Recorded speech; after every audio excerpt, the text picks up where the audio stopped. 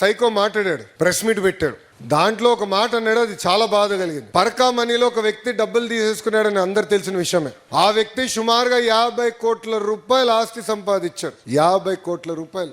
దేవుడి దగ్గర డబ్బులు తీసుకుంటే దొంగతనం చేస్తే చిన్న దొంగతనం అంట, చిన్న దొంగతనం అంట. ఆ సైకోకి చెప్తా, అయ్యా దేవుడే మిమ్మల్ని చూసుకుంటాడు స్వామి, మా అవసరం లేదు ఇక్కడ. ఇంకా అంటే ఎంత అన్యాయం చూడండి. దేవుడిని పట్టించుకోడు, ప్రజల్ని పట్టించుకోడు. వాళ్ళ పార్టీకి చెందిన ఒక వ్యక్తి చనిపోయాడని పరామర్శించడానికి వెళ్ళేటప్పుడు ఇంకొక ఇద్దరు చంపాడు. వాళ్ళ కార్యకర్త బండి కింద పడ్డాడు. కారు అతని మెడపై నుంచి వెళ్ళింది. ఆగాడా? పట్టించుకున్నాడా? మన ఊర్లో ఉంటారు వైకాపా వాళ్ళు కొంతమంది, వాళ్ళని అడగండి, ఎప్పుడన్నా కలిసారా మీరు? అతన్ని ఫోటో దిగారా? కనీసం పరిచయం ఉందా? అడగండి వాళ్ళు. ఎందుకంటే అక్కడ కార్యకర్తలు అంటే గౌరవం ఉండదు. అందుకే రప్రప్ప బ్యాచ్కి చెప్తున్నా, భద్రం, బీ కేర్ఫుల్. ఇది ఎన్డీఏ ప్రభుత్వం, జాగ్రత్తగా ఉండండి.